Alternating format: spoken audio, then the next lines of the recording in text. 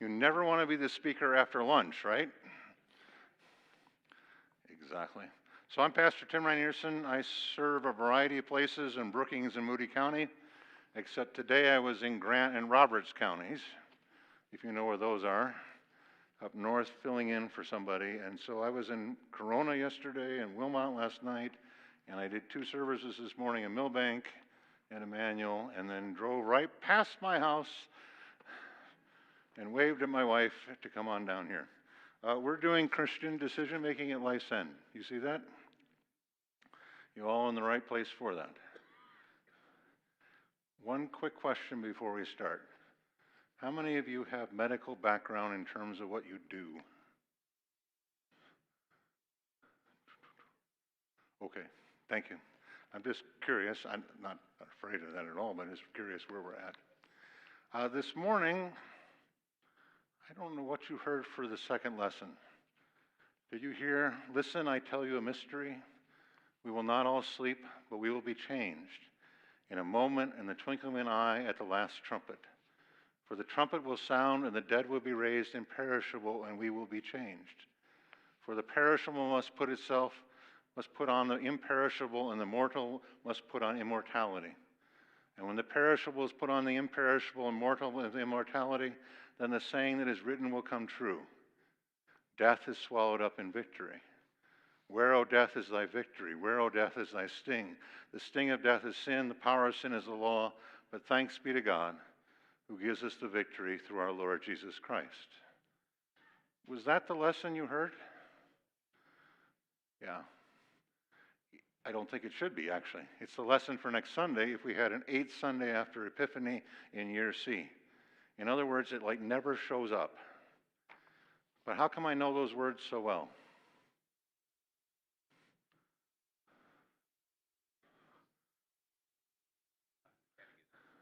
Catechism. I don't know what's in the catechism. I don't know. What did you say? Sort of. It's not exactly right. It's close. It's at the grave, right? So the committal service, the Bible verse is, listen, I tell you a mystery, we will not all sleep, we will be changed. And then right after that, the words are, we now commit this body to the ground, ashes to ashes, dust to dust, in the sure and certain hope of the resurrection. So I'll even admit this, I changed the lessons for today. So for the first time in 37 years, I could preach on, listen, I tell you a mystery, we will not all sleep, but we will be changed. What do you think of sleep? All in favor? Yeah, right? We're all in favor. Best part of the day? I'm not type A, I'm type Z. You know, best part of the day, I'm one of those crowd that, my wife talks to me while I'm trying to go to sleep. And so my head is going down like this and I'm going to sleep. And she's telling me things. And then in the morning, I'm responsible for them. I have no idea what she said whatsoever. We said something last night, didn't you? I don't, Are we afraid of sleep? Listen, I tell you a mystery. We will not all sleep, but we will be changed. In a moment, in the twinkling of an eye, at the last trumpet. How does Scripture describe those who have died? Over and over again, it talks about sleep. And I don't know why it says that. Is it so we just aren't afraid of it? Or is it because there's a passage of time that happens? Some of us have been in medical facilities where they take a light and they run it where they should not run it. Because your mom has colon cancer and I've had it, I don't know how many times by now. You wake up and you wonder where you're at and what's going on. And it's certainly not my bed, it's something else that is happening here. Are we afraid of that? But that's coming. Luther says, here's the challenge right off the bat. We should familiarize ourselves with death during our lifetime, inviting death into our presence while it is still at a distance and not on the move. At the time of dying, however, this is hazardous and useless, for then death looms large of its own accord. In that hour we must put the thought of death out of mind and refuse to see it, or as we shall hear. The power and might of death are rooted in the fearfulness of our nature, in our untimely and undue viewing and contemplating of it. So it's really good on a Sunday afternoon when it was, I was out walking the parking lot for a while because I got here early, 52 degrees. February, in the land of the free and the home of the brave. Amazing, isn't it? I really should have gotten my sticks out and gone and found a golf course quick, because tomorrow it's not supposed to be this nice. It's really, though, important just to take a little time and back up and say, death's coming. It's not here right this moment, but death's coming, and what should we do about it, and how should we feel about it? So thanks for coming today. This morning I said something about what are the percentage of people who will die? Well, unless Jesus comes back, of course, but beyond that. What are the percentage of people who will be saved by medicine?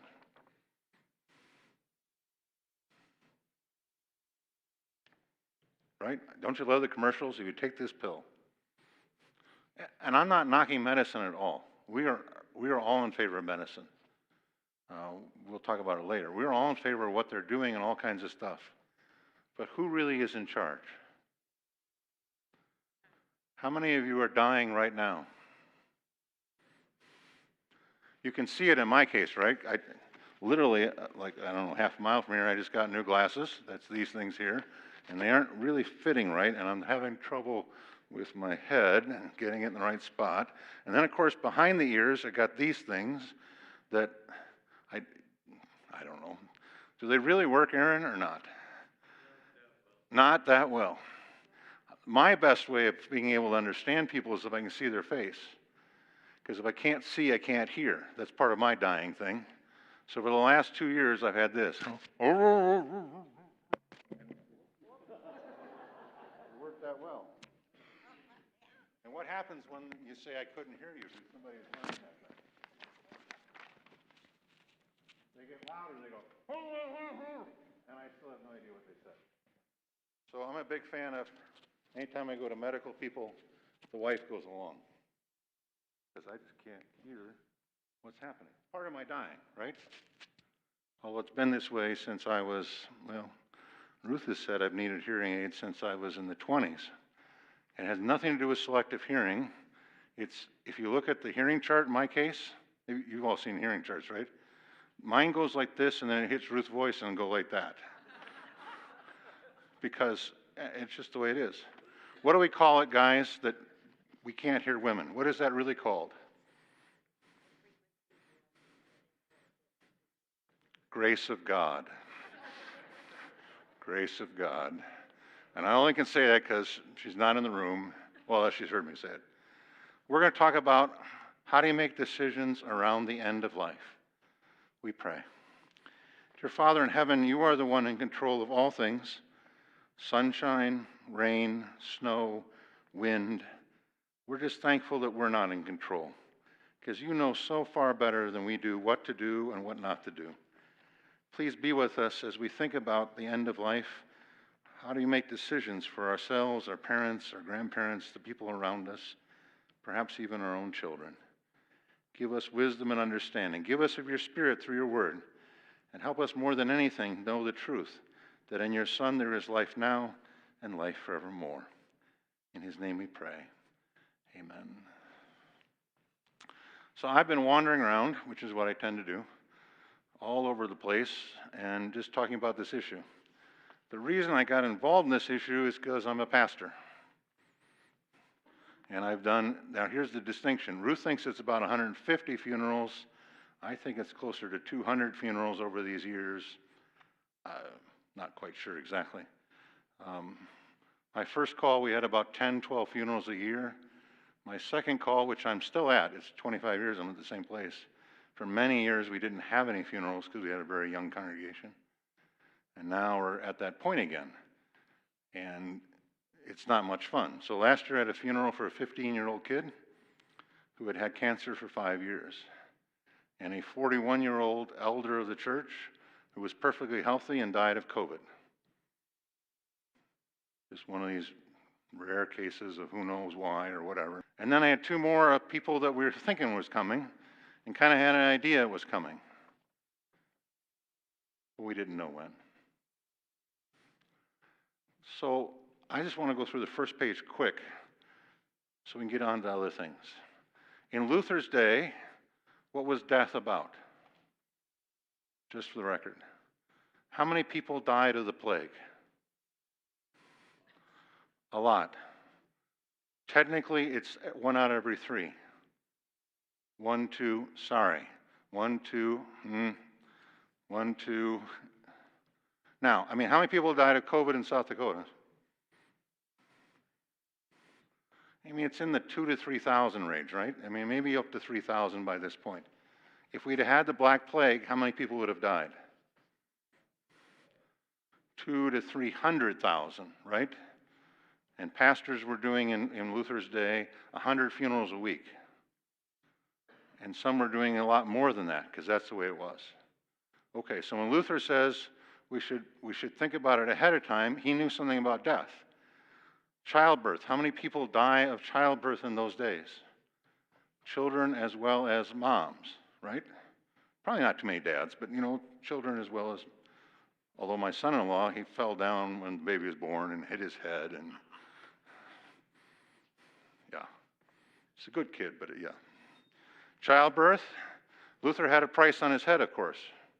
And they would have been like a bounty for raccoons or whatever in this state. And they would have paid for it. In our day today most people do not die of war, famine, or plague as in the past. Now because of chronic illness, they slowly fade away from sight, from others, and from life. Is that a fair description? Rooms just get smaller, stuff becomes less. They don't see as many people. They're just by themselves or with a very few around them. We have a complex medical system. I think we all know that. All of us have trouble who are not part of the medical system, and I think even more people in the medical system have trouble with all the things that are happening and going on and trying to figure out what to do. And so I'm into bioethics. It's what I do. I go to conferences where there are only physicians and nurses and one parish pastor. 1,000 people show up, the American Society of Bioethics and Humanities. And it's amazing to hear the physicians and the nurses just talk about the good old days, when they actually wrote things down and they could see in red pen that this is what I need to really look at instead of all this stuff. And that's just the challenge. Now, I'm not knocking all this stuff. It's just all this stuff brings a new set of problems. We have distance, physical and emotional. We don't live in the same town as our doctor necessarily anymore. And how many of you will see your doctor when you go into the hospital? In Brookings, when I moved there 25 years ago, you would see your doctor when you went into the hospital. And he'd be there, or she'd be there. Today, hospitalists, all kinds of other people. I got to spend 3 days in Brookings Hospital over Thanksgiving. Everybody else is having a Thanksgiving meal. I'm having water. Filled with Thanksgiving. But the doctor came from here in Sioux Falls. So we didn't have a surgeon in Brookings at that point. They give them Thanksgiving off. They leave town, the 2 surgeons. And a surgeon from here in town, from the VA, comes up, and he spends 4 days there. And I'm his only patient. And he's as nuts as I am. It was just a great time. He'd come in and sit for an hour and a half, because he had nothing to do, and I had nothing to do. And we talked, we're both from Michigan, and it was a good thing. But that's not the way it normally works, right? That doc even went across the street to Walmart, bought me some stuff out of his own pocket, and brought it back. Snuck it into the hospital, because, you should try this. Okay, doc, whatever you say. The last one here, do you know the phrase medical assistance in dying? Do people know that phrase? So 2 years ago, I went and did pastor's conference for a church body up in Canada, Lutheran church body. And they were part of our Canadian people that were there that are in fellowship with us, but this church body is not quite in fellowship with us. And I was up there for 3 days to talk about medical assistance in dying. Because in Canada, our neighbors to the north, you can go into a hospital register ahead of time and get a shot, and that's the end of your life. And 3 weeks ago, one of the guys that was at that conference calls me at 10 o'clock in the morning and says, what am I going to do? I got somebody coming in an hour and a half, one of my members, and actually a half hour, and she's scheduled to die tomorrow. What should I say? What should I do? How do I handle this? Our pastors up there are dealing, do we give confession and absolution before this happens? Should we go and be there? Because pastors should be there when people are dying. But if they're ending their own life, should we be there or not there? Now, we're not at that point in South Dakota. Will we get to that point? There's a lot of debate happening in the place to the east of us. What's that state called? It's on the ballot about whether this should happen or not. Not necessarily the shot yet, but in 13 states at this point, of course, you can go to a physician or maybe two and take a pill and end your own life. And in New York State, one of the places I lived growing up, you can also do something where you stop eating and drinking, which you could do anytime. I can't actually do that. Other people can do that. But, it could happen. But they're doing it for people, they want to do it for people who have Alzheimer's. And that if you hit a certain point, then we will cut off all food from you.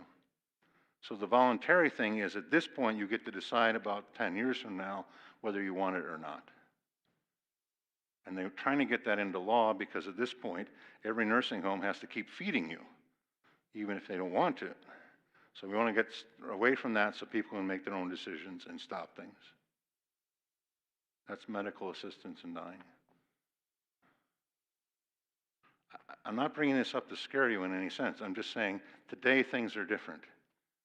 And like I said, 10% of the population, no, a third of the population in the United States is under these rules because California is involved. And I hear, and I've actually seen billboards in California, from California, pictures of them where it talks about, I'm Dr. So-and-so, if you want to come, I'll get you the medications, so on and so forth. Which I don't know, medication might not be the right word. So the goal here is to be prepared. There's this guy by the name of Paul, I think we've heard of. It is my eager expectation and hope that I will not be at all be ashamed, but with full courage and now and as always Christ will be honored in my body, whether by life or by death. For to me to live is Christ, to die is gain. Only let your manner of life be worthy of the gospel of Christ, so that whether I come and see you or am absent, I may hear of you that you are standing firm in one spirit with one mind, striving side for side for the sake of the faith in the gospel. How is death handled in your family? My mother's case, she died at age 62, my age. Mom and Dad only made 39 years. Ruth and I are going to make 40 years in June if we make it that far. Lord willing, of course. Mom died of colon cancer. She had it like 3-4 years in the hospital a lot. Mom's theory was very simple. If you don't talk about death, it won't happen. So we did not know what state in the Union she wanted to be buried in, literally. So after she died, we had to try to figure this out. Dad's around. He just let her go. You don't want to talk about it? That's fine. We're not going to talk about it. Is that how it's handled in your family? I hope it's better than that. I hope it's better. When should it be talked about in church? So last week I preached on the middle part of Corinthians, 1 Corinthians 15 at Brookings and at White, where I normally am. Today I talked about it because I just think this is the kind of stuff we should talk about. And we did all the questions. When they die, where do they go? What do we know about happens? I just up front said, let's just talk this through once. And what do we know? Very little, right? What do we know for sure? Jesus died on the cross. We all got that? The little ones at church, they all got that. Who was standing next to him, nailed next to him? 2 guys, right? One guy makes fun of him and says, ha, look at you. And the other guy says, we're guilty, he's not. Right? We all know the story. What does this guy say to him then? Remember me when you come into your kingdom. And what does Jesus say? Today. not tomorrow, not next week. Today you will be with me in paradise. So we all know that when we die, we're with Jesus in paradise. Now, what does that mean? Beyond that, we don't have much, right? I had a lady, I go to an assisted living down the block from the church. I've been going there for decades, literally, because it's down the block from the church. And there was this one lady who was about 95 or something. Every week, now she's in heaven, she got the answer to the question, but every week she would ask me the same question. I am now 95 years old. I am old and grayed and wrinkled. That's her ways of putting it. My son died when he was 1 in some sort of horrible accident. Will he know me? Did he continue to grow? She was really worried about just, I'm old and gray and he's not. Do we got an answer for that one? That's when the pastor looks really impressive. Yeah, I got nothing. I don't. Every week, right? Every week. Got nothing. She's got an answer, but I don't have the answer because yeah. How should you have the conversation? So this first page is just really trying to promote a very basic idea, and that's that you talk to your family or whoever you choose to help make decisions. And there's a way of doing it there.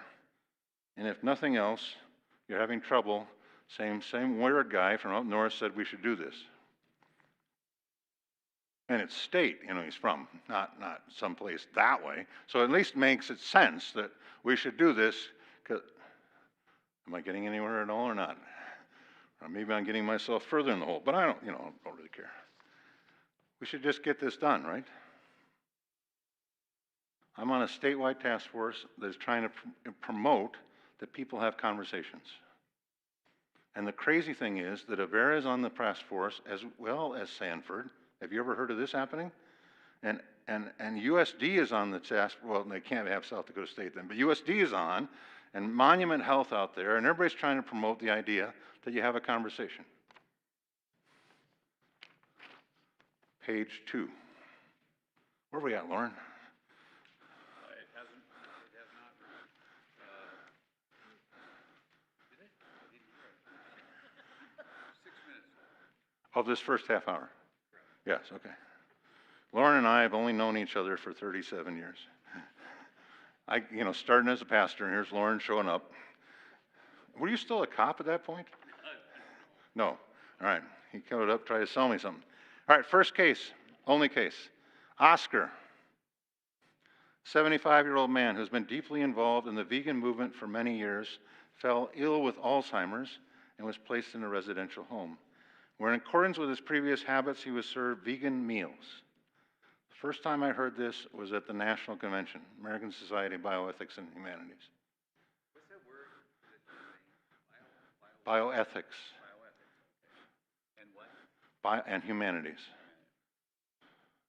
I probably went too quick, right?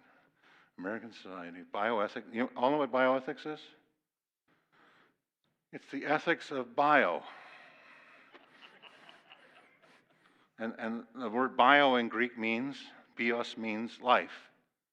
So it was coined at a university to the north of here, go Jacks. It's coined, one of the guys coined the phrase up there, but it was used to talk about how do we do ethical things with the whole planet. Since then, bioethics has changed its meaning some. It still could do that. And when I taught at SDSU these things, it involved the whole planet stuff. But typically now it deals with the ethics of medicine and the ethics of that kind of stuff. I didn't tell you that part, did I, earlier, right? So I taught for many years ethics and bioethics at South Dakota State. And one year I was looking for a continuing ed thing to do, and I said to Ruth, hey, there's this thing in Boston. Should we go there? Well, I've never been to Boston. Let's go do that. So I even spent a week at Harvard Medical School, which my son thought was really impressive because my dad went to Harvard Med. It's 1 week, son. Just 1 week.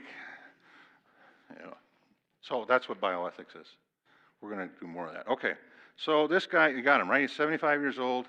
He was a vegan. He's going to get vegan meals. One day, by mistake, he happened to eat a portion of meatballs, potatoes, brown sauce, and lingonberries.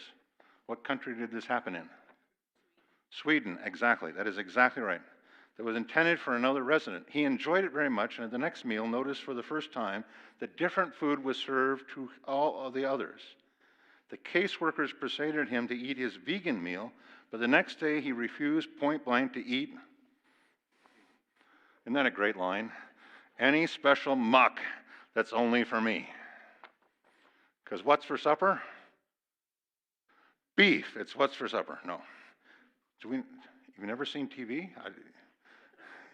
Beef. And then we do the whole, yeah. His key worker discussed the situation with his wife, who in no uncertain terms expressly forbade the staff to give him anything but vegan food. She insisted it was against his and her conviction to eat meat or warmed over dead body parts. Isn't that great how everybody just has words for this stuff? The staff tried to comply, but encountered voracious protest at each meal from the man, who sometimes with triumph and great delight managed to appropriate, isn't that a great word? Appropriate food left over by somebody else. The head of the unit and his staff were not sure to handle this. Should they allow him to eat meat? What should they tell his wife? Yes, they should let him eat meat. Yes, yeah, because your family is involved in the cattle business. Okay. He likes it. Let him eat it. Mikey, he likes it. What's going to do? Kill him? What are the ethical issues? That's what I put right here, right?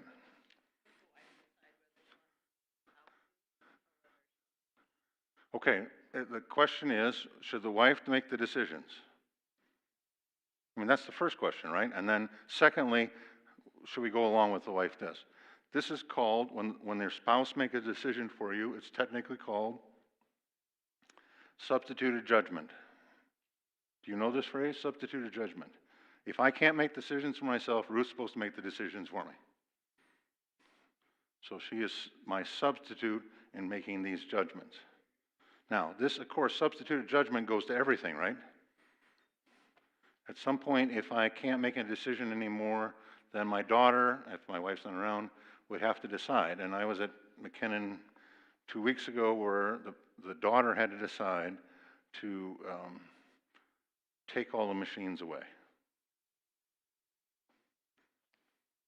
That's substituted judgment.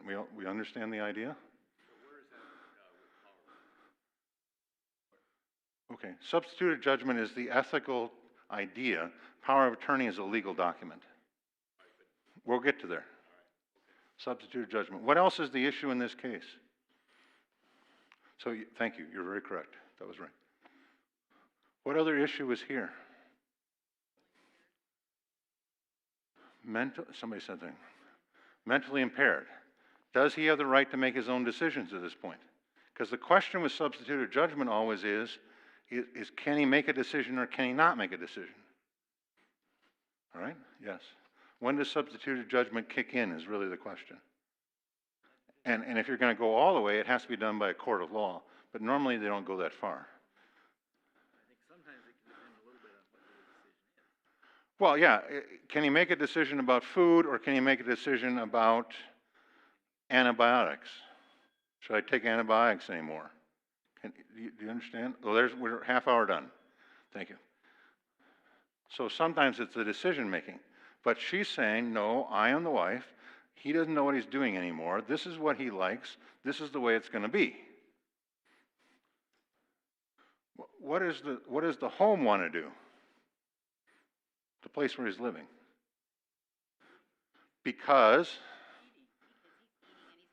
he's happy.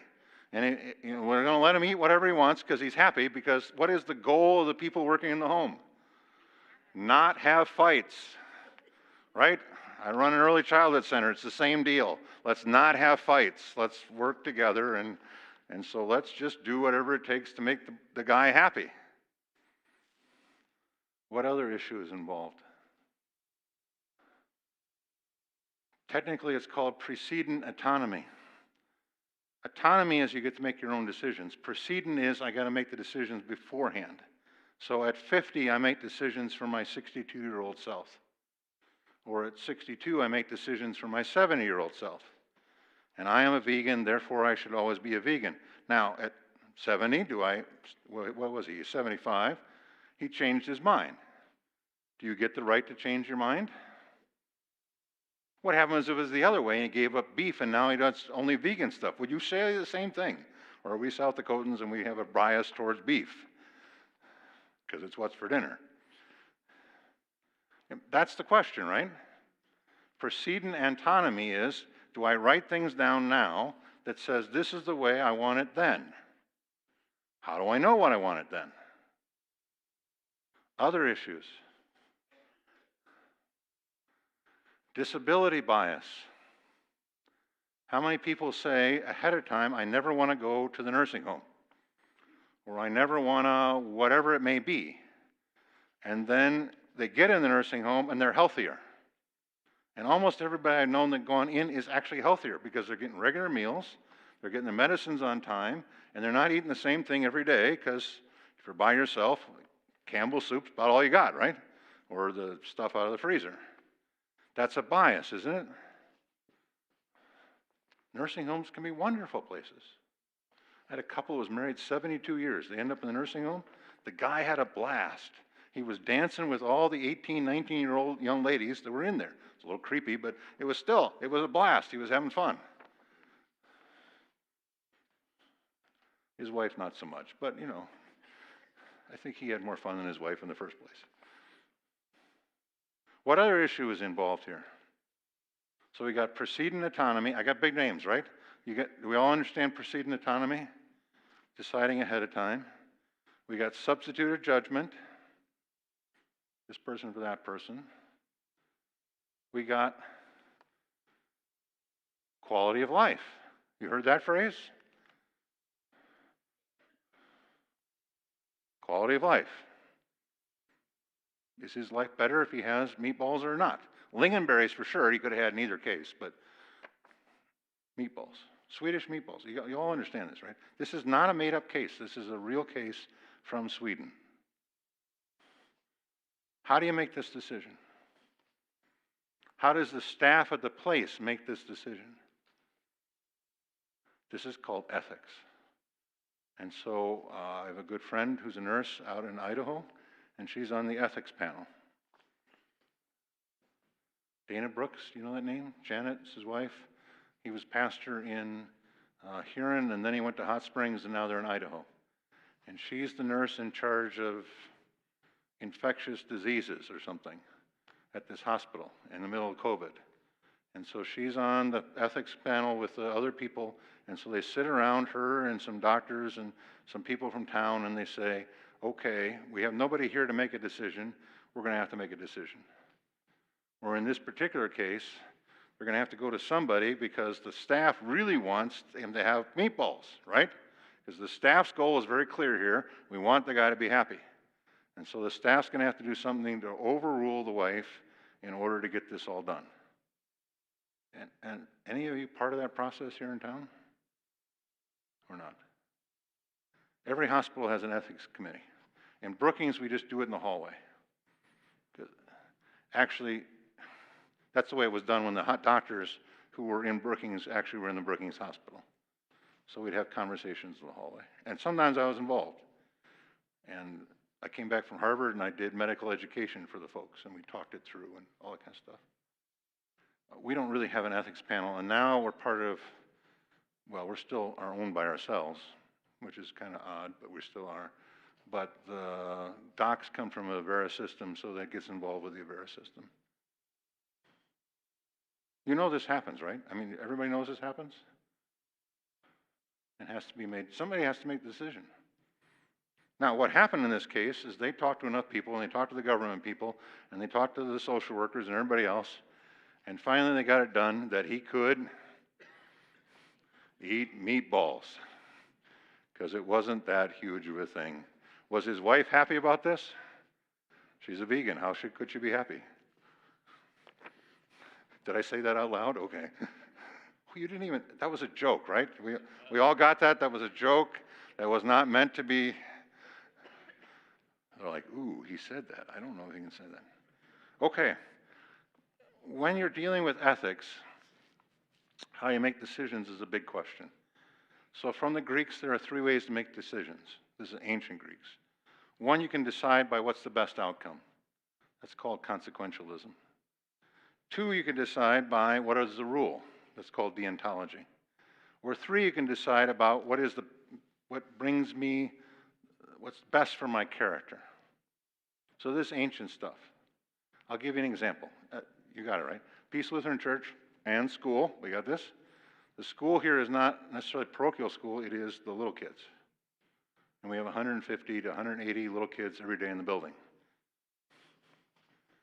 When we have to make a decision about what people pay, do we look at individuals? No, we do the greatest good for the greatest number. And I got to figure out what's best for the staff, what's best for the parents, and what's best for the church. Correct? Because the church is kicking in quite a bit. They pay for all the utilities, they pay for the building, everything else like that. But the church doesn't have any money to pay for care for kids. The parents pay for the staff. But I can only take so much from their pocket. The staff should be paid. Correct? How much should they be paid? Now, there are the questions, right? Now we get into all kinds of things.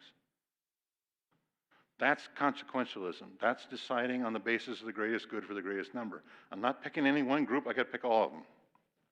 Because when we raise rates to make more money for the staff, at some point, we're only going to take care of doctors' kids. Which, it's okay taking care of doctors' kids, but I want to take care of all kinds of people's kids. If we don't pay enough for the staff, we don't have a staff. And what is minimum wage in Brookings right now? Functionally, it's like 15 to 16 bucks an hour.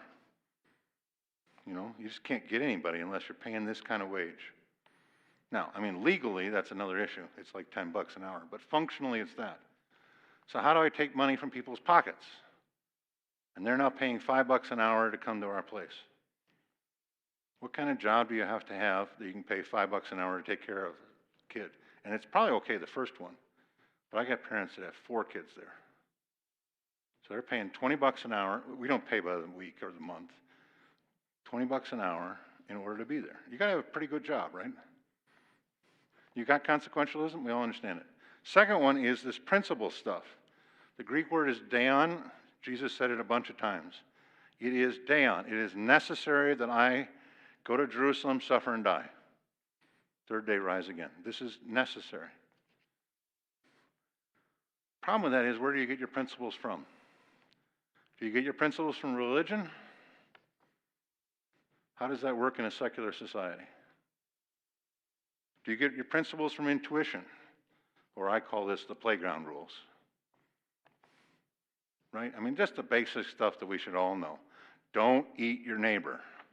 Keep your teeth to yourself. That's a big issue in our building because at some point there's chompers going on. And we all understand this, right? And some of them are you can actually see it coming, and some just turn and go wonk. And then I got 2 families upset because the kid that got bit and the biter and the whole bit, and right? Third one is reason. This is Kant. This is principle ends. We can never misuse people, all kinds of stuff. And then there's virtue ethics. Virtue ethics is I want our center to be the best center in town. But I also want the other early childhood centers to be the best center in town. It's not against them, but I want everybody to do this the best possible way. And when they hear Peace Lutheran, they think, oh, they're the people that care about kids. Okay. Bioethics, and we're getting more into the weeds of some of this stuff than I normally do. But part of it is because we were advertising that physicians, nurses, and those kind of people will be around. So I'm just doing a list real quick. Bioethics today, this is how an ethics committee is going to make a decision. They tend to be principle-based. And here are the 4 basic principles. Should we let them eat meatballs or not? The first one is autonomy, which means independence, self.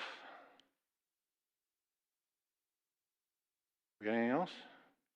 Auto means self, like an automobile, a mobile to drive around. Nomos means law. So it's really the question of who gets to make the decision. Autonomy means I am a person that can make a decision.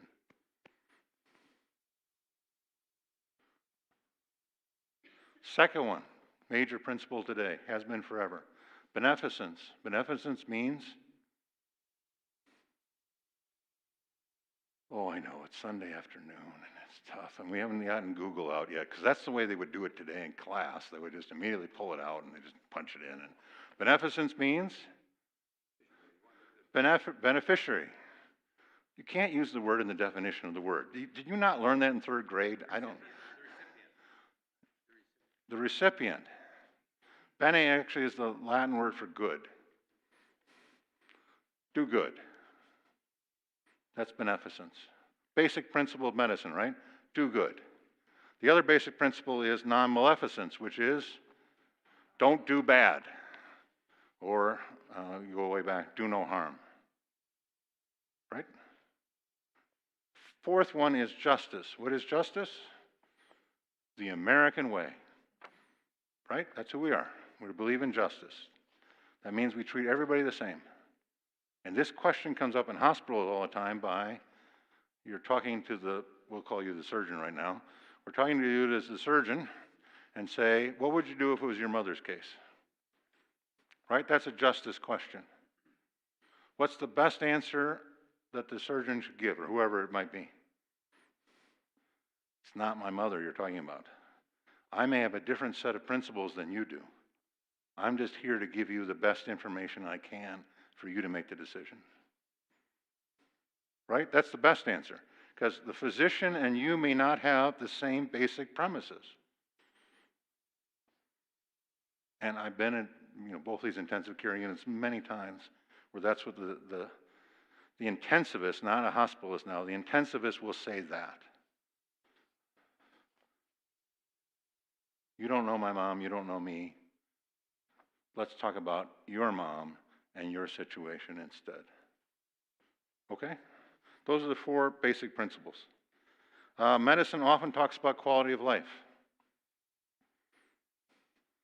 Will this add to their quality of life? Will this take away from their quality of life? All those kind of questions. Is that correct? Nurses and docs in the room, and that's the phrase. Third thing is what Lauren was getting to earlier, medical and legal, and that's advanced directives. Advanced directives are legal documents now that are drawn up and to make decisions, or for you to make decisions yourself. So durable power of attorney for healthcare issues is also called a healthcare agent. It's who you're appointing to do the substituted judgment thing. Who will make decisions when you can't? What does it say by code in South Dakota?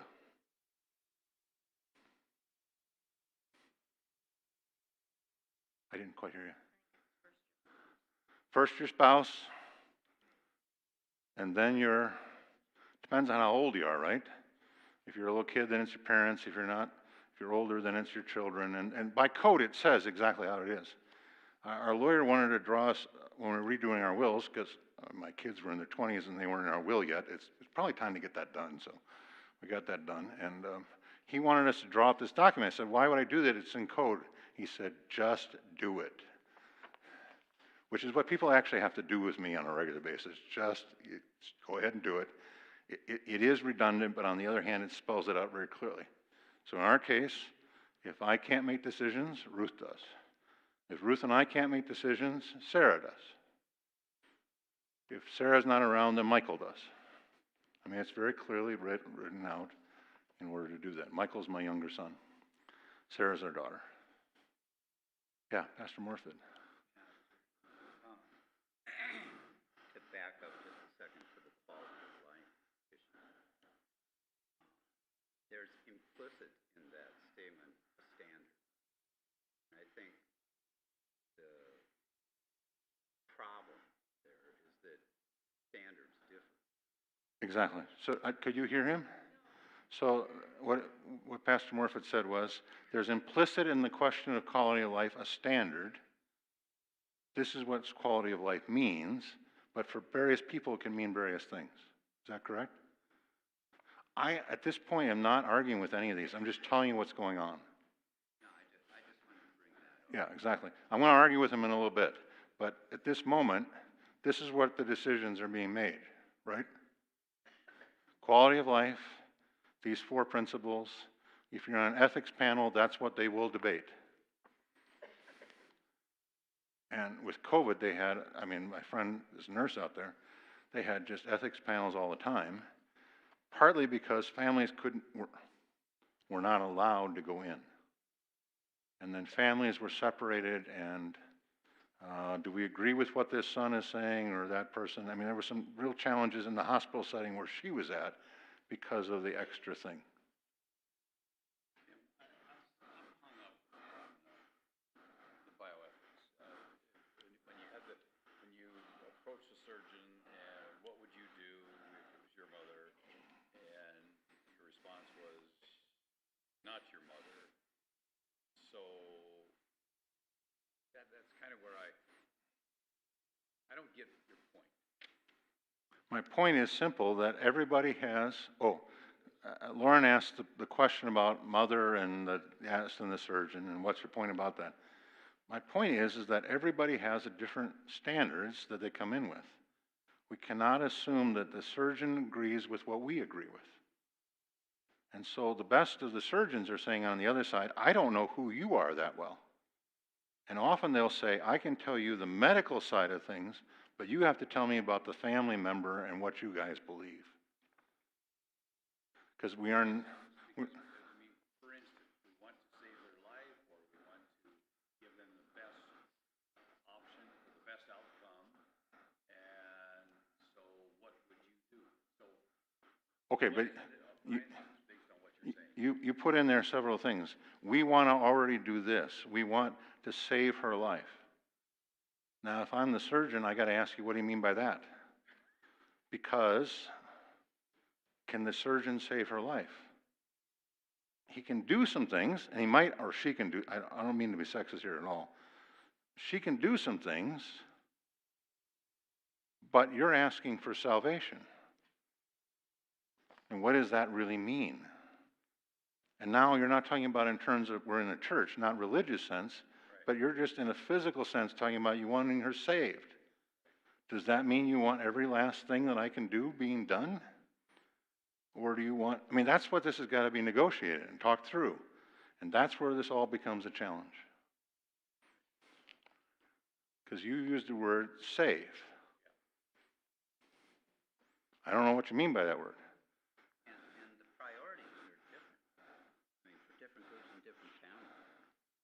For one family, the saving of a life is the highest priority for them. For another one, it's maybe keeping pain away. Okay, so I want to repeat what he said. So one person, saving a life might be keeping them alive as long as possible. For another person, it might be, let's put them in the least amount of pain as possible. And if it ends up that we give them morphine or whatever it is, and that has the unintended consequence of shortening life, we're okay with that. Because we just want to make sure they're in no pain whatsoever. And now we're to the problem that the nurses have in the ICU unit about how much morphine to give. And yeah, what does quality of life mean? No, we're not going there yet. Okay. Yeah, everybody's priorities are different. And this could be everybody in the same room here, all Christians, could have a difference of opinion about this. And that's what you're saying. This is not wrong versus right. This is just, yeah. Also, too, I think because they only know you by what's on paper. Exactly. What's in the medical record. Yeah, and they don't want to be held accountable for swaying you to make a decision based on their beliefs. Okay, could you hear her? So, in a medical... What are you doing? Well, I'm trying to do that. Okay. Is that what you're asking me to do? Yeah, all right, okay. We've known each other forever, but, whether we can speak to each other is a whole other issue. But so, A doctor doesn't want to be guilty of swaying a person because we're into autonomy and the person makes their own decision. So I'm not putting my bias on this person. I want them to make the decision themselves, or the family, or whoever it is at this point doing it. I don't want to push them one way or the other by what I think. Because, you know, the outcome may be, let's do this and they live 2 more days, or let's not do this and they die today. It's not the outcome of I'm trying to kill somebody or not kill somebody. That's not the question. That's what the fear is with a lot of people. I think they think if they actually make a decision and the person dies, then they feel like they killed them. Yes. So now we're to guilt. Yes. The question that she raised is, if I make a decision and they end up dying, I will feel horrible about that. I mean, I could feel horrible about it. Not you in particular, but somebody could feel horrible about that.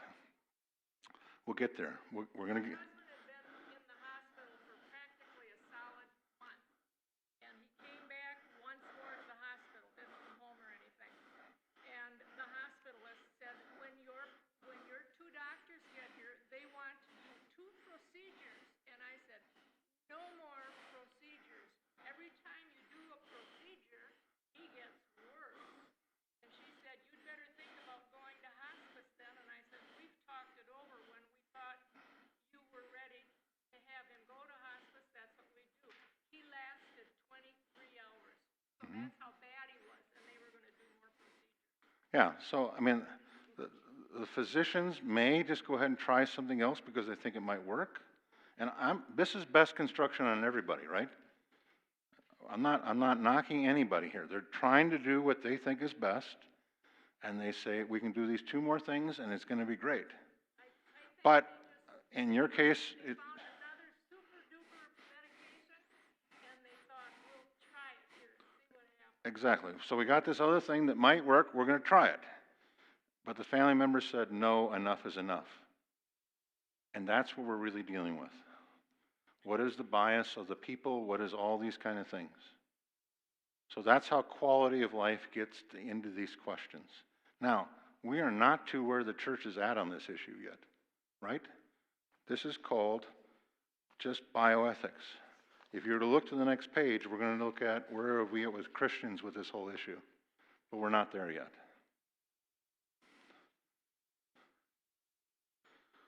Okay, I just want to make sure we're all on the same page, though, with terminology. Durable power of attorney for healthcare issues, we all understand what that is. Living will, what is a living will? You write down and say, this is what I want if this happens. Most common of these is the DNR, do not resuscitate.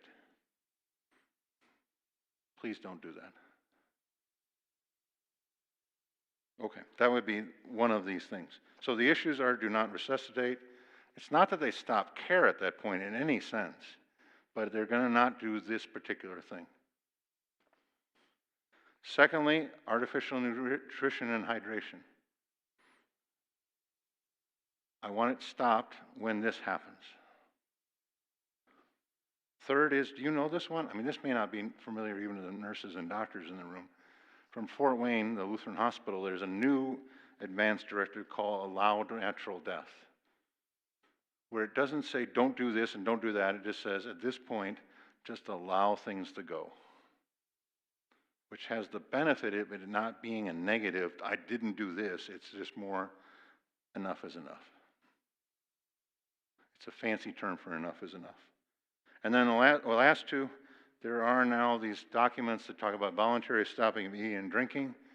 That's okay, but if it's now for an Alzheimer's person or somebody who can't make a decision anymore, can I shut them off from it? And when is that appropriate, when it is not appropriate? And then medical assistance in dying, which I would think we're not a big fan of. Isn't it a great term, though? I was helped into this world. Some doctor, my mom, my dad helped me into this world. Some doctor now can help me out of this world. It's a great term. Okay, we got questions on any of what this is? Yeah, go ahead. Okay, we're going to have to get into suicide yet. So the question is, medical assistance in dying, is it suicide? Well, it was originally called physicians-assisted suicide. And then it was called physicians-assisted death, and now they got this new term so that it sounds better. So that kind of sounds like we're saying it's the same thing. And actually, I think the medical community would say it's the same thing. It's just a different way of saying it. And we don't use that term here yet. Right? Anybody use that term at all? Medical assistance in dying at this point? No, I mean, we're not there. Oregon had the law that first had physicians-assisted suicide. And Oregon's law has been in effect for over 20 years now. Just if you look at numbers, it's about 100, 150 people a year that end their life that way.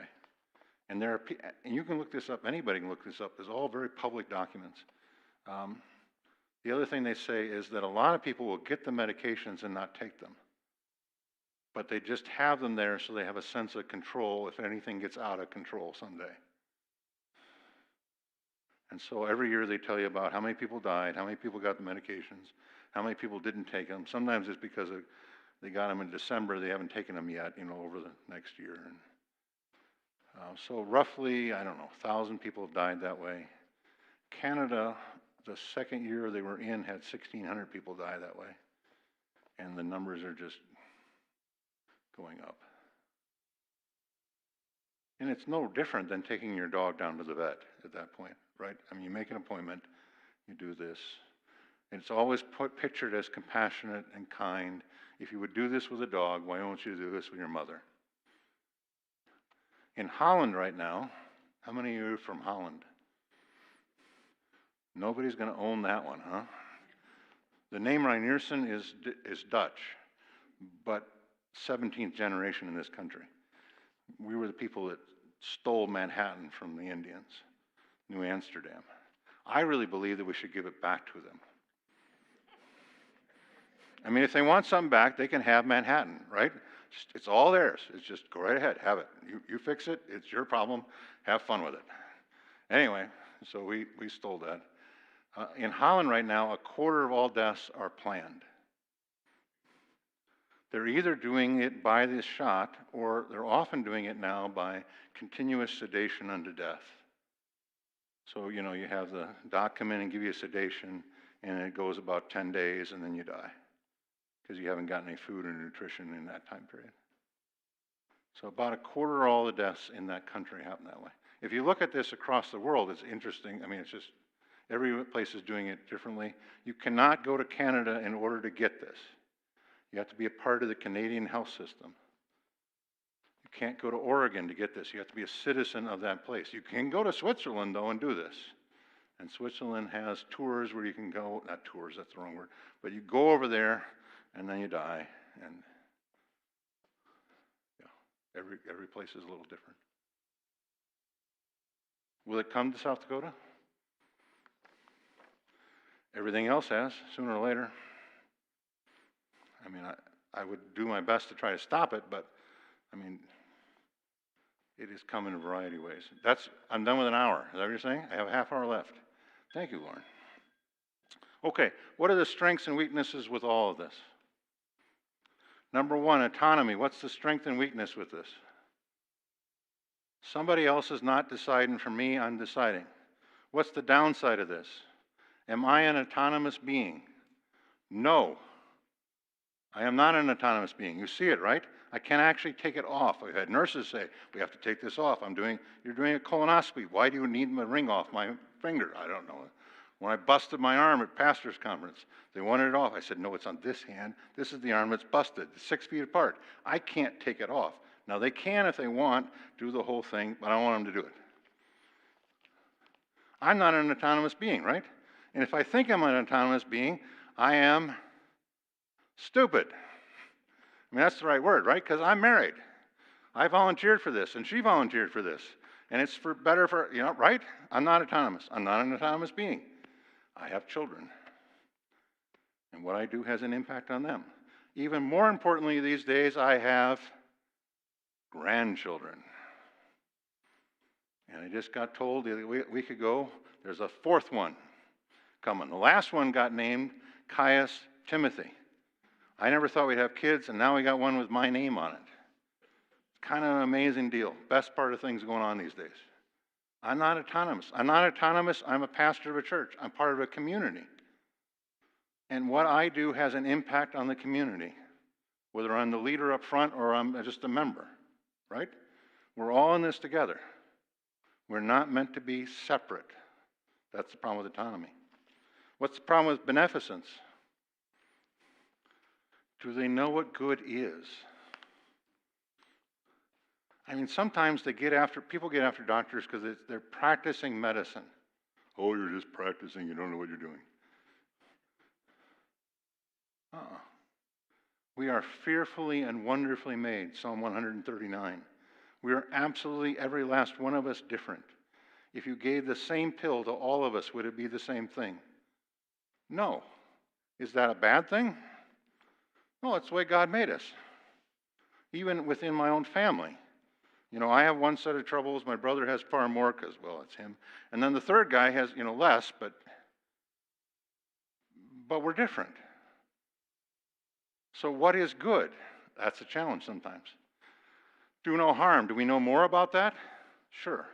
The pharmacist can pull it right up and say, if you take this pill and that pill, that's harm.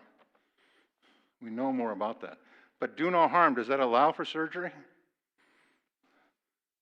Because if you're going to do surgery, there's harm happening. And there's infection. And there's all kinds of other challenges that will happen. What's the problem with justice? It's a nice concept. I don't think we're living it well. Yeah? You go to court every time a decision? Go to court every time decisions are made, or you go out and see our friend Pastor Utek on the reservation and say, is there justice in this state or not? And have you been out there? We take our youth group every year, go out and do VBS, up until the last 2 years. The real goal Pastor Utek and I have is that someday those kids are going to come to state and they know people. That's our real hope. But we go every year. And it's just a good thing for all of us. Last year I was at Pine Ridge helping rebuild the church. We're in this together, right?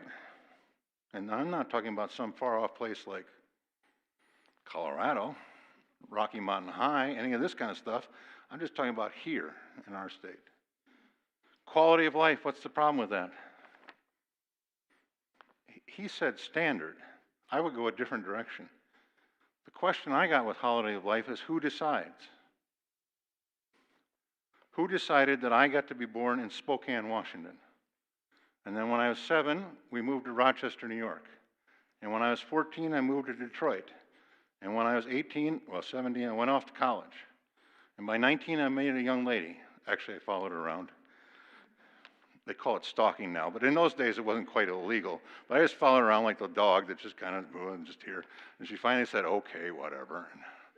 And 3 weeks after that, we're talking about rings. Right? How did I get any of that? And how did I get the great benefit of being sent to South Dakota when I went through that line? I mean, they could have sent me to some place like Minnesota, land of 10,000 taxes and regulations. And I often wondered if Trump should have built the wall. No, I shouldn't say that. That's a joke. We all got that. That was a joke, right? Southern Canada. There you go. I could have been grown up in North Dakota. I mean, seriously. Quality of life is not determined by any of us, right? Why am I able to do this stuff? And on Vicarage, you all know Vicarage, internship? My wife and I worked for Bethesda, and we lived with 8 mentally retarded adults. That was the phrase in those days. Now developmentally disabled adults. What was different about them and me? They actually followed rules. I'm not so good at it. Well, 2 rules I got. Love God, love your neighbor. Beyond that, it's kind of details. And we'll have to have a discussion about where we're at with details. But who determines our quality of life? If I end up in a nursing home, is that a bad thing? I just keep telling Sarah, don't put it near the golf course, because I'll be out of that building on the course every day. And there's one in Ortonville, Minnesota, that's right on the golf course. I also tell her, give me keys, because I have to have keys in my pocket. They don't have to actually open anything, but I have to have keys. Right? Who determines that? These advanced care directives, every attorney, can you be a Lutheran and an attorney? Yeah, absolutely. And we got some great ones. Absolutely. I'm not knocking this at all. Every attorney I know says you really should appoint somebody and not so much on the living will side, because you don't know what the circumstances will be. I mean, that's kind of what they're saying. Now, I mean, is it okay to have a living will? Sure. But I mean, that's kind of, because when does it kick in? And at this point, and so when I was at Avera for 10 days in a row, about 2 weeks ago, we got into these discussions about, is it kicking in right now or is it not kicking in, and where are we at, and all kinds of stuff. Did I tell you that story? I haven't told you that story, right?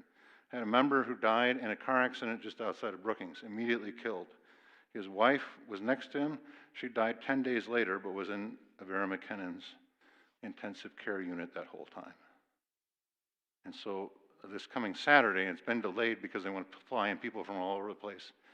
This coming Saturday, I got a funeral where they're going to put 2 caskets up front. And it's now been long enough they can't open the caskets again. They will not open them. So 2 caskets up front. And then a week from Monday, we'll head to Sturgis where the burial will be. But what point does this kick in, and where does it matter, and all those kinds of questions? All right, strengthen. Next page, church. Do we believe in autonomy? No. We believe in community. We believe we're in this together. Do we believe in quality of life? Sure, but it's up to God. Take it to the Lord in prayer. And what is prayer? At its heart is the suggestion. Lord, I'd like this to happen. I don't really want to go to the cross. I'd like this to happen, but not my will. Your will be done. Lord, I never want to live in Minnesota. I don't know. But not my will, yours be done. Right? No, 62. And if you ask the guys in the room, they're pastors, am I going to get a call anywhere else? I have not filled out the paperwork 20 years ago that I was supposed to. You know, there's this paperwork that I see as silly to this day, and I've never actually filled it out, because it's not, how can they mandate me to do anything? I work for, I'm a servant of these churches, and they don't want me going anywhere either, so. Where we're at really right now is I've said to my elders over and over again, tell me before I have to. You know, I'll walk away at any point, but you tell me before I have to. I mean, that's just where we're at. And I don't know, I mean, you retired, but it didn't work, right? It came back again. Or was that part of the deal? Part of the deal, okay. Actually, I believe shepherds don't retire, they might move to town, but that's another whole issue. All right, so we always seek God's will. What is the third petition of the Lord's Prayer? Now we're to the Catechism, Lauren, you knew we were going to get there. Third petition of the Lord's Prayer is, Our Father, hallowed be thy name, thy kingdom come, thy will be done. We got it, right? What's the last petition of the Lord's Prayer, the 7th?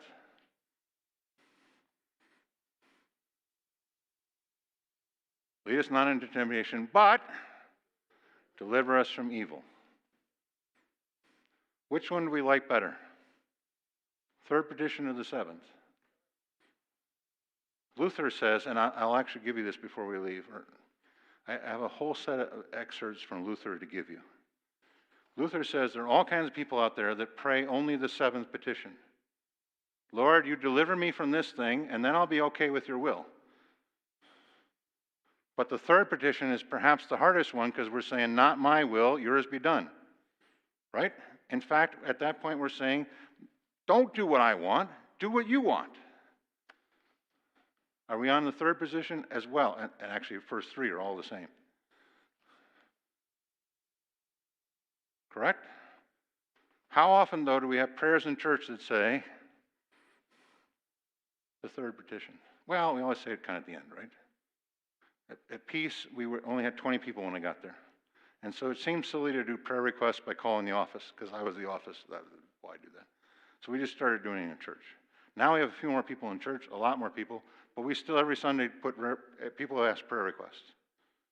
And the amazing thing is people walking into church for the first time in our building are more than willing to do this, because they have somebody they know who's in need. And almost every last prayer request is about the seventh petition. My mom's sick, my dad's sick, my kids are sick, whatever it might be, mourning, they're in a hospital, all this kind of stuff, right? Is it okay to pray all that? Well, sure. I mean, it's what we're supposed to do. But the third petition's still involved here yet. Not my will, yours be done. Best interest standard. This is an ethical principle. The ethical principle is do what's in my best interest. I'm not going to tell you what to do in advance, because I don't really know anything. We've already proven that. Just do what's in my best interest. Here's the example. Sarah, our daughter, was, 10, and it's time for braces. Did we ask her if she wanted braces? Yes. Did it matter? No, not so much. I mean, she could have said whatever she wanted to say, and, it's fine, but you're going to have braces. Someday, I'm asking her to do the same thing. I'm not making a whole list of things. I'm just saying, do what's in my best interest, knowing two statements. God is present and heals through the hands of doctors and nurses. Medicine is God's gift. And we are not the people who are opposed to medicine in any sense. Medicine is God's gift. But two, I'm but a stranger here. Heaven is my home. And you figure out how this works between that. So we're all in favor of doing stuff, but at some point, and this is what you said earlier, right? At some point, the procedures seem like they're not doing any good anymore. And the question is it a benefit to that person? Knowing full well that they believe in medicine and knowing full well that Jesus died for their sins and heaven's coming. Now, that's a simple way of doing it. I get this. But it's at least something I can give my daughter and she can think about it. We got questions on that? So we're into community, not autonomy. We're into doing God's will always. We want what's best done for us. But finally, God decides what's best, not me. So it was best for me that I spent Thanksgiving Day on water. I was more thankful than I've ever been before. And I didn't watch a bit of football and didn't have any problems with the family whatsoever. I was by myself and it was okay. Would I have chosen that in advance? No, I was in pain. I didn't want this at all. I, in fact, avoided it for 3 days. And when I got there, my wife said, he should have been here earlier. The doc said, don't worry about it. Next time he'll show up quicker. In other words, this guy's an idiot. We can only do so much anyway. Let's just move on from that stuff. We'll move on to the next time, because it could happen today, or it could happen next week. How do you make decisions? Here's a decision-making tree.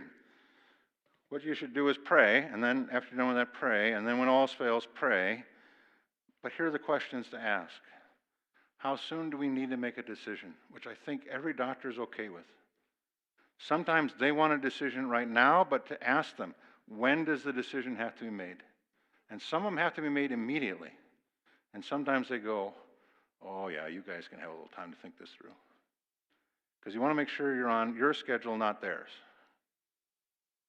When does this decision have to be made? What things need to be decided and in what order? I'm a huge fan of somebody going with a family and listening what's happening and writing it down. And anybody can be trained to do this. So we had a lady who was in Sanford here in town. She was from Belfouche.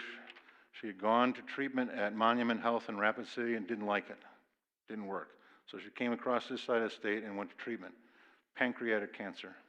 2 years after the original treatment at Sanford, she was doing great. Then things didn't go well again.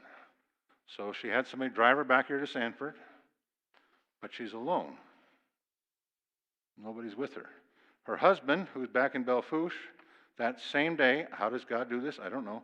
That same day fell down the steps and broke both ankles. So there's no way he's coming across the state. The son that's out there has got to take care of dad, and there's only one other son, and he's kind of distant. He's in Iowa, and just, yeah, there's a challenge here. Her sister-in-law happens to be a member of Peace.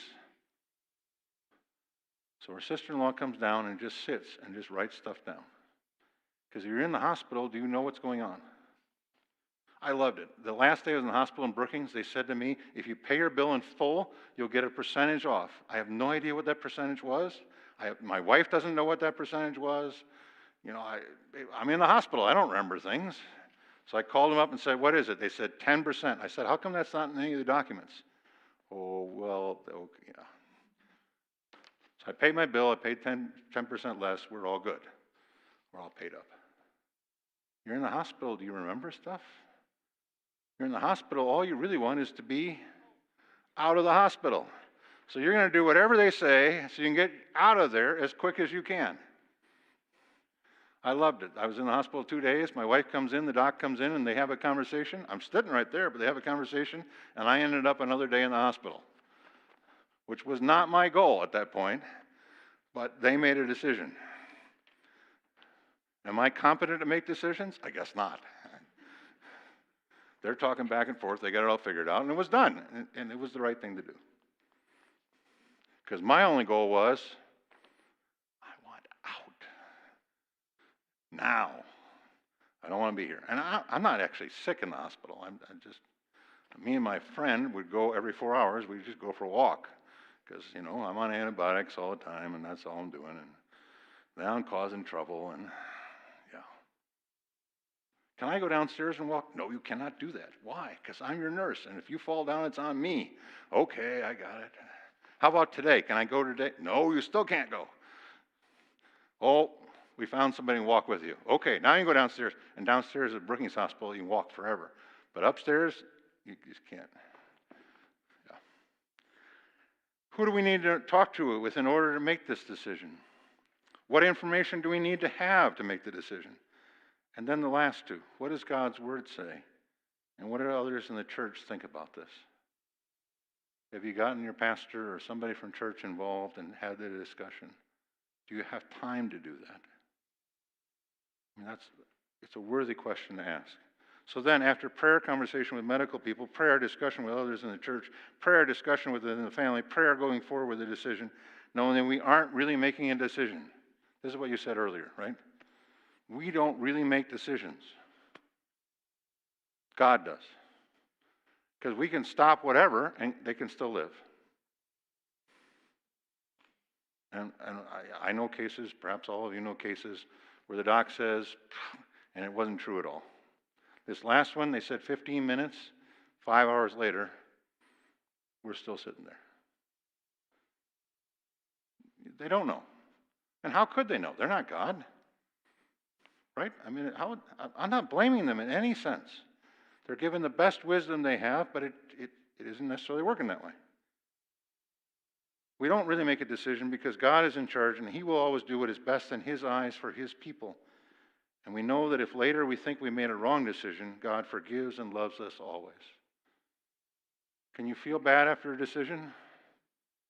Yes, I once bought a Chevy. I felt bad about that decision for quite a while. I've never made that decision again, so I learned from that decision. Now it was a Chevette. I get it. It wasn't really good, but we have buyer's remorse all the time. Will we have remorse when we're dealing with our family members? Possible. How do we handle remorse? That's what we're about all the time. Did you make the wrong decision? I don't know. All I know is that God forgives you and loves you. Okay. What you have next is some principles you could use. The next page is an end-of-life statement, a creed. The last thing is, if you want more information, you could email me. And here's the full document. So I wrote the first draft for our church body on what to do about end-of-life issues. They've decided to go in a different way. I'm not writing any more drafts, but this is mine. So I can give this to whoever I want. So my email address is there. Just email me, and it's 48 pages. But it's this whole thing in discussion and talked through and worked on a whole bit. So if you want the longer version of it, and you're willing to read it, I am not willing to print it for you. But second thing, Mr. Vanderpan, you want to do me a favor? You can pass those out. So what Tim is giving you now, and before you leave, make sure you get this, is Martin Luther wrote a thing about the Lord's Prayer. And he did this in 1519. What do you know about that? This is real early on. So Luther writes about the Lord's Prayer. He still believes in purgatory at this point, and he believes that saints are praying for us. It's just real early on. So that's in there, just so you know it's in there. But it's an amazing document. You can get the full document by asking somebody in the American edition, you know, all these Luther's work stuff. You can get the full document. But I gave you about 3 pages of an excerpt from it. And it goes through all the petitions of the Lord's Prayer and talks about it in terms of life. So this isn't me. This is that guy by the name of Luther, M. Luther. You might have heard of him. And these guys are passing out. Yeah, you might have to say to husbands and wives they only get 1 copy of this. Yeah, they got more back there. Well, Tim's got some more yet, too. Anybody needs it? See some Tim, because Tims hang out together, right? At least these 2. All right, questions. Where are we at, Lauren, time-wise? Yeah, there you go. 6:13 left.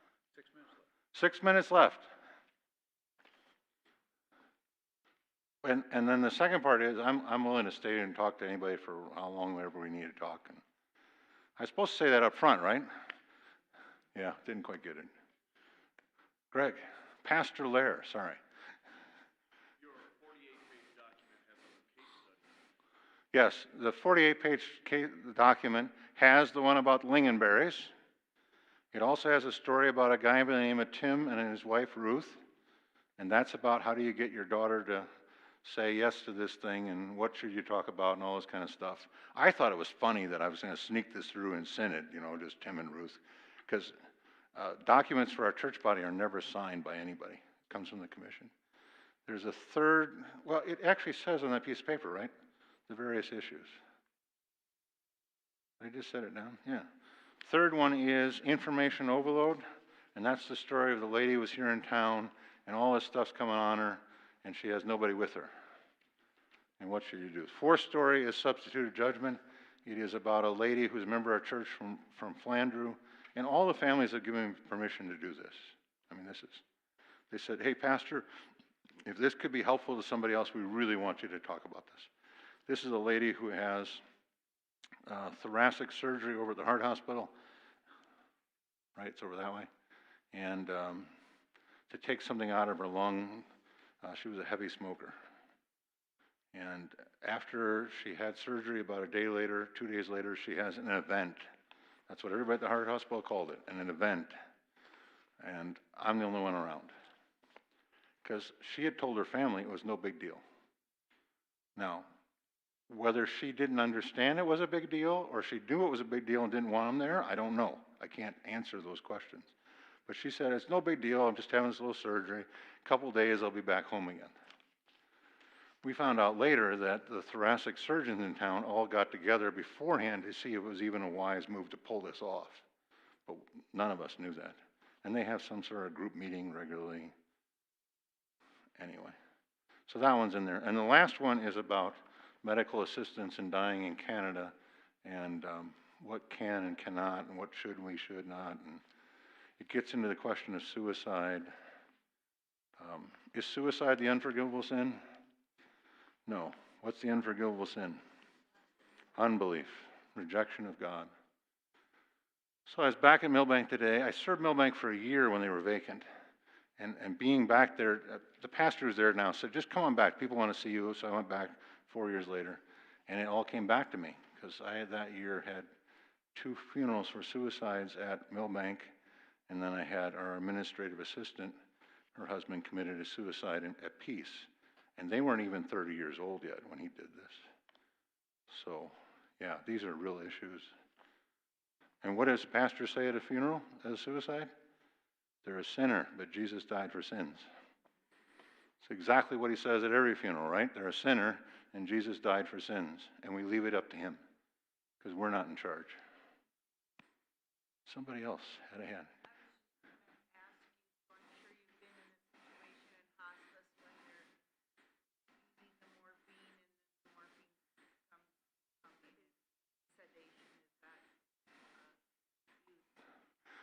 Her question is morphine and hospice, and they keep moving it up, and what's the right level? And nurses feel horrible because they never know themselves, and they don't know what to do sometimes, and families are pushing it, and should we be pushing it? I can't hear you, sorry. Some families are saying clearly, I don't want to go too much, I don't want this to become a cause of death. And I've been in rooms where that's happened. But that's not normal. Normal is we want to make sure they have no pain whatsoever, and we're just going to keep giving it. I mean, I've been in the other ones too. But these are tough questions, right? Because you don't know nothing. You're trying your best. You're doing what you think is right.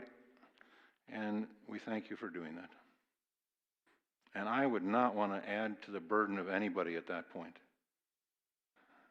But I know nurses that are burdened by this. And then it's my job to say, you did the best you can. God is with you.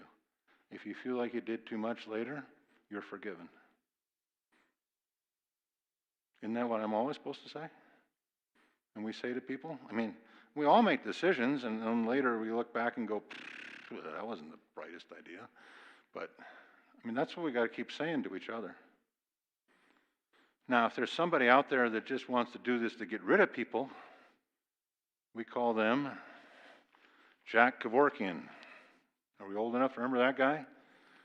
You know, that's a whole different ballgame, and we're not in that favor of that at all. But the problem with, I gave you these 2 sentences, and it's very simple.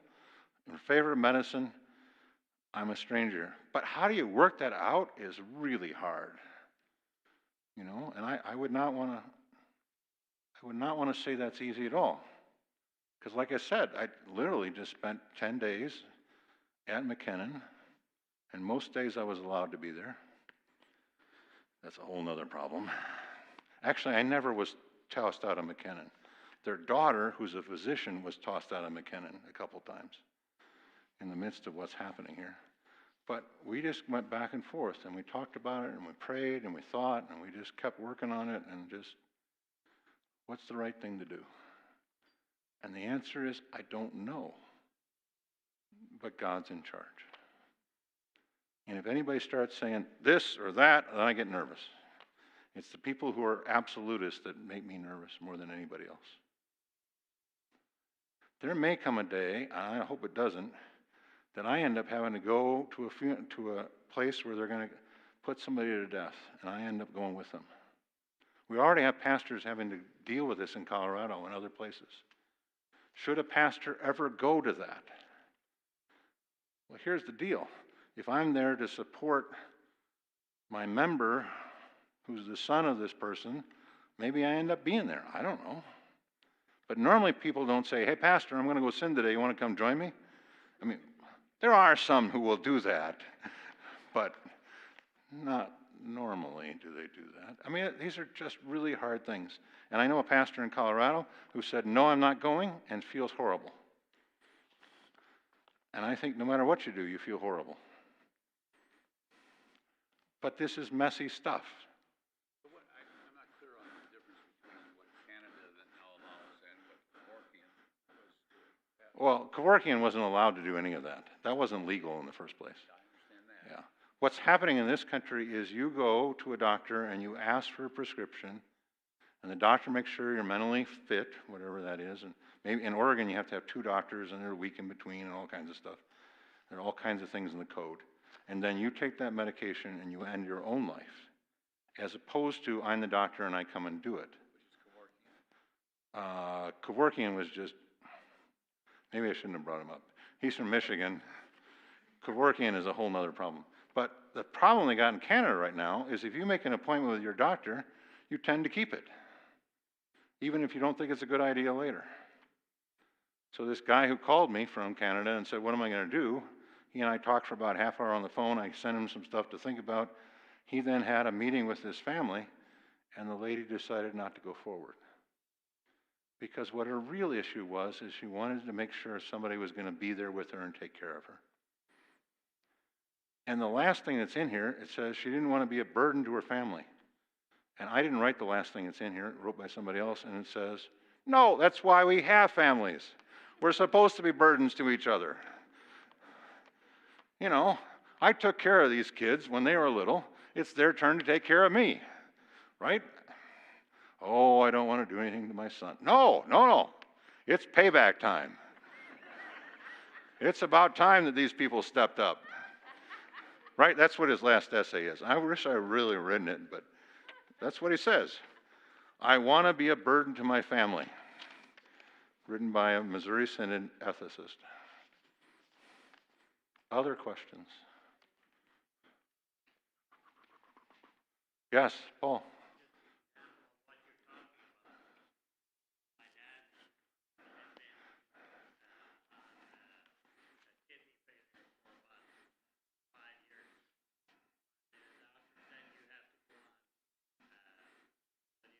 Dialysis.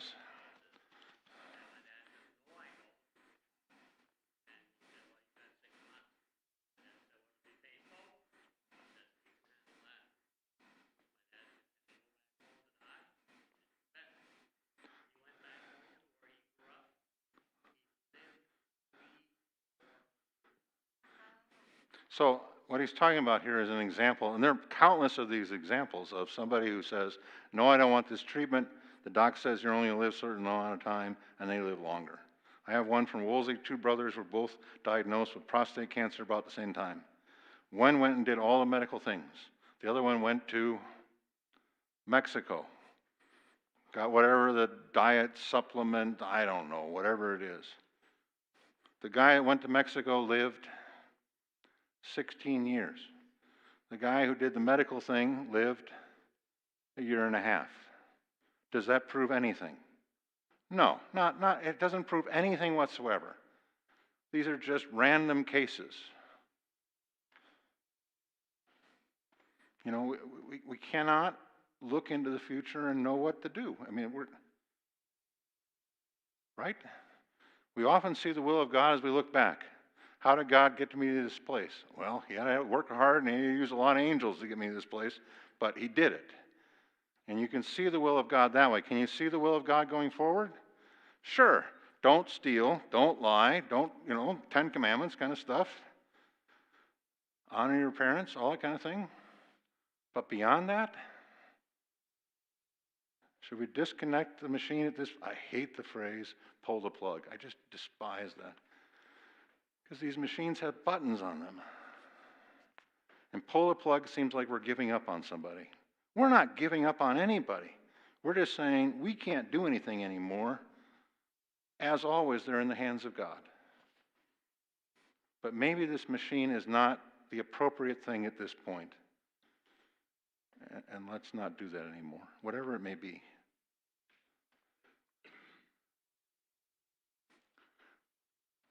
Carol, can I ask you a question in public? Are you okay with that? She says, I don't know what question you're going to ask me. DNRs at the nursing home. I am not a fan of DNRs at the nursing home. I'm not a fan of anybody not having a DNR. I think you should have when you go to the nursing home, because what happens if you are an old lady and you get a resuscitation? What will happen? You're going to break your ribs, you're going to end with pneumonia, you're going to die either way. Right?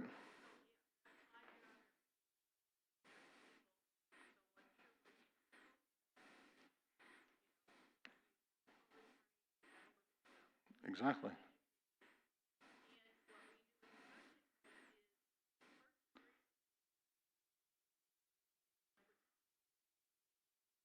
Mm-hmm.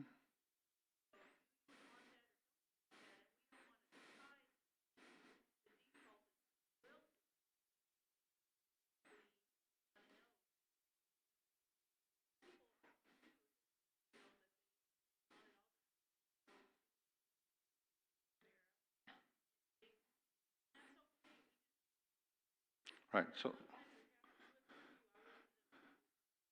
Carol's a social worker in a nursing home. She's saying from the nursing home's point of view, we just want to know where you're at. I'm just saying from a bigger picture outside of nursing home point of view, code and nursing home don't make any sense. Yeah. Well, because I'm supposed to see your mom.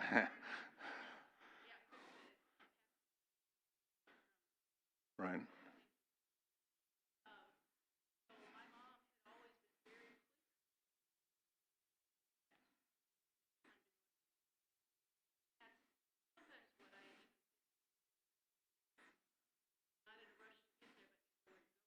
Yeah. Can you hear her or not? So what she's saying, I'm just going to repeat this part so far. So her mom's at the nursing home Good Sam here in town. I tend to see her because the pastor in Millbank's further away, but he came this time. And what she's always said is, heaven's my home. If it's time, it's time.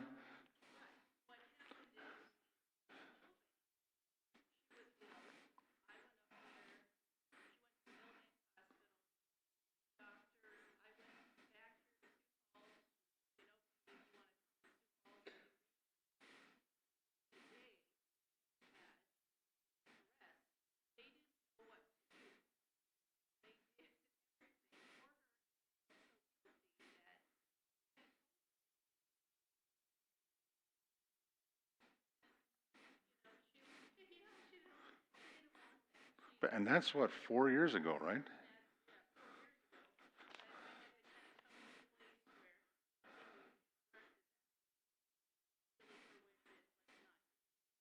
Sure.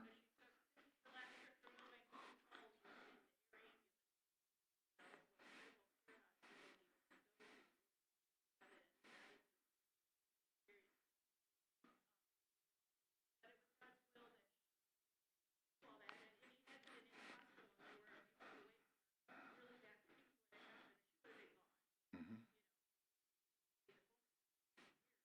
Okay, so I'm gonna repeat some of that for over here. Her mother was up at Millbank, and that's why I know her mother, because I was serving Millbank at that point, and had a cardiac arrest event up at the hospital in Millbank. Even though her wishes were do not resuscitate, they didn't know it, so they just did it. And that's now 4 years ago. And if nothing else, she's still here because she and I have a blast when we talk to each other. You know, and I learn things from her every time. Shut-in's my favorite thing to do. Well, I don't do things I don't want to do. So chairman of the congregation says he could probably do anything, but he won't. He'll only do what he wants to do. We have to find other people to do these things. One other thing before we end. Do you always have to have hydration and nutrition? Is the church saying you always have to have hydration and nutrition? The answer is no. Because at some point, giving people things that their body can't deal with anymore is not beneficial and it's not helpful. So if your kidneys aren't working right and if your bladder's not working right and all this stuff and you're pushing water in, what happens? You drown. I mean, to be blunt. And so at some point, do you need water anymore? No. And I had a member who was at the hospital in Del Rapids for over 30 days and never received any water or hydration whatsoever and was in a coma and was fine. And I kept saying, how long, O Lord? How long? Why do we keep this going? Why does this family have to do this? I'm not in charge. That's God's decision. But it went on over 30 days. It's fine. God's in charge. I'm not. And you don't want me in charge, right? I mean, this is We all know better than this is, yeah. They let him be second vice president, but the key word here is vice.